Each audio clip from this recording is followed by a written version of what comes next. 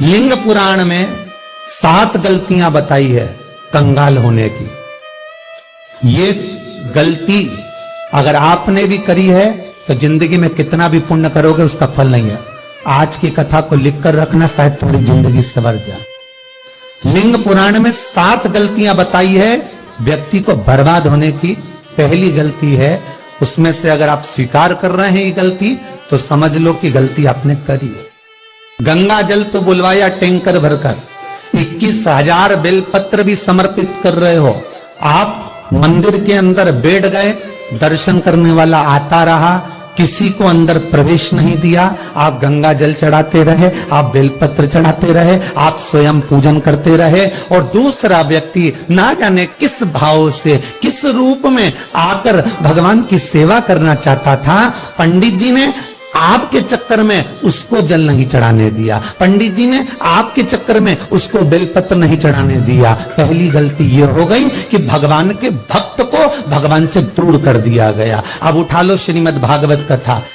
2 देवताओं ने गलती करी थी। एक ब्रह्मा जी ने गलती करी थी कि गाय बछड़ों का हरण कर लिया था। 1 वर्ष होने में 1 दिन था तब ब्रह्मा जी ने गाय बछड़े वापस दिए थे। दूसरी गलती इंद्र ने करी थी, जल वृष्टि करी तब भगवान कृष्ण को गोवर्धन पर्वत उठाना पड़ा। दोनों देवताओं ने गलती करी पर भगवान कृष्ण ने इंद्र को क्षमा कर दिया पर ब्रह्मा को क्षमा नहीं करा। क्यों नहीं करा? क्योंकि इंद्र को क्षमा इसलिए करा क्योंकि इंद्र ने जब जलवृष्टि करी तो सारे ब्रजवासियों को भगवान के चरणों में लाकर छोड़ दिया। सारे ब्रजवासी गोवर्धन पर्वत के नीचे आकर बैठ गए, भगवान के चरणों में आ गए। और ब्रह्मा ने जो गलती करी वो ऐसी गलती करी कि भगवान से गाय और बछड़ों को दूर कर दिया। जो भगवान से भगत को दूर कर दे उसको शंकर कभी क्षमा नहीं कर सकता। इसलिए बर्बादी का पहला कारण, आप भक्त और भगवान में दूरी बना दी।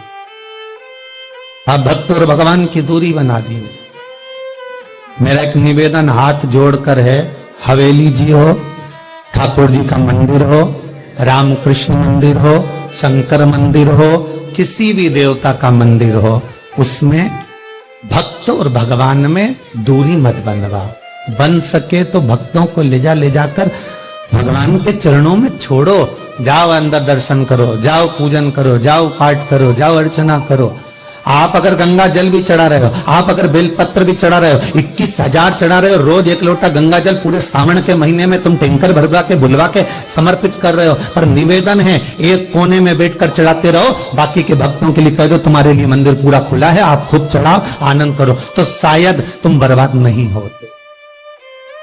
भक्त से भगवान की दूरी होती है तो भगवान सहन नहीं कर पाता।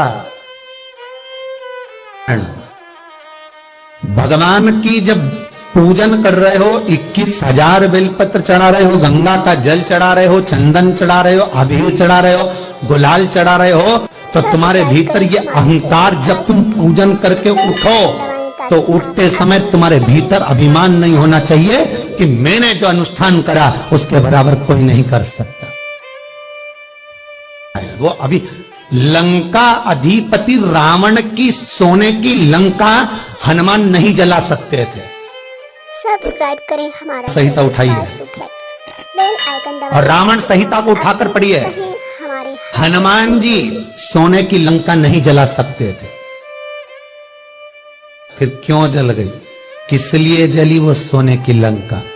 केवल कारण इतना था कि रावण जब शंकर की पूजन कर कर उठता था सब्सक्राइब करें तो शंकर भगवान से एक शब्द कहता था, भोलेनाथ तुम्हारे सारे भक्तों में मेरे जैसा भक्त कहीं नहीं मिलेगा जो तुमको अपने हाथों पर उठा लेता।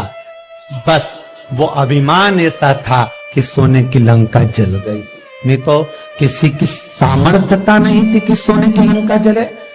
आपका धन, आपका वैभव, आपकी सत्ता आपके पास रहेगी, आप पर कर्जा कभी नहीं हो सकता, आप पर कर्जा ठहर नहीं सकता।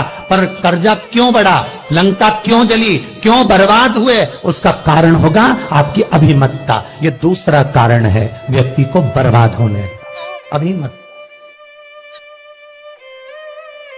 तीसरा कारण कहा कि भगवान की सेवा तो आप कर रहे हो, भगवान की चाकरी में तो आप लगे हो, भगवान की आराधना भी कर रहे हो, दिया भी लगा रहे हो, धूप बत्ती भी लगा रहे हो, स्नान भी करा रहे हो, पंचामृत स्नान भी करा रहे हो, सारी पूजन अर्चना सब तुम कर रहे हो। पर हो सकता है इस पूजन अर्चना में आप केवल 3 घंटा पूजन करते हो और बाकी के समय किसी न किसी की जीवात्मा को दुख पहुंचा रहे हो। एक कथा में एक बात कही थी कि भले मंदिर में दिया मत लगाओ, भले मंदिर में जाकर धूप बत्ती मत जलाओ, भले मंदिर में जाकर भोग मत लगाओ, भले मंदिर में जाकर जल मत चढ़ाओ, कुछ मत करो, भले भगवान को नए कपड़े मत पहनाओ, भले तुम्हारी मर्जी पड़े भगवान को भोग मत लगाओ, पर शास्त्र कहता है कुछ मत करो, पर एक काम जरूर करना कि किसी के चेहरे पर प्रसन्नता ला देना तो मंदिर में दिया जलाने के बराबर होगा। किसी के चेहरे पर चमक ला देना, प्रसन्नता ला देना तो अगरबत्ती लगाने के बराबर होगा। किसी गरीबड़े के, किसी दुखी के चेहरे पर अगर तुमने प्रसन्नता ला दी तो वो भगवान को कपड़े पहनाने के बराबर होगा। मालूम पड़े तुम मंदिर में पूरी सब्जी बांटो, मंदिर में भोजन कराओ, मंदिर में सारा पकवान चढ़ाओ, और कोई तुम्हारे कारण अगर दुखी है तो तुम्हें वो सुख का भान नहीं हो सकता। तीसरा चौथा कारण है कि आप जो पाठ कर रहे हो, आप जो पूजन कर रहे हो, आप जो अनुष्ठान कर रहे हो, उसमें कुछ ना कुछ गलती जरूर हो रही है। ये चौथा कारण।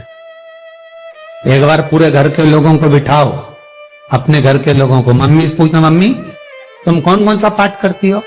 एक बार मम्मी से पूछना। फिर एक बार पापा से पूछना, पापा आप कौन कौन सा पाठ करते हैं सुबह? फिर बहू से पूछना, भाभी आप कौन कौन सा पाठ करती हो?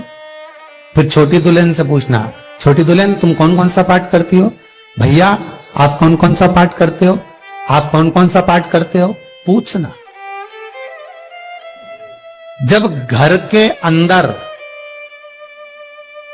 बड़ी बहू अलग तरह का पाठ कर रही है, छोटी बहू अलग तरह का पाठ कर रही है, मंजली बहू अलग तरह का पाठ कर रही है, माँ अलग तरह का पाठ कर रही है, पति अलग तरह का पाठ कर रहा है, तो उसका जो प्रभाव है, कौन सी चीज कहां टकरा रही है जिसके कारण घर में रोग इतना है कि कोई सही होने वाला ही नहीं। और वो कारण आपको दुख की ओर लेकर जा रहा है, बीमारी की ओर लेकर जा रहा है। चौथा कारण है आपका मंत्र जाप, आपका स्मरण, आपका भजन, आपका पूजन कहीं गलत जरूर है। 5वां सूत्र है, महाराज हमने जो दान किया, हमने जो पुण्य किया, हमने जो सत्कर्म किया, वो किस जगह पर लगा?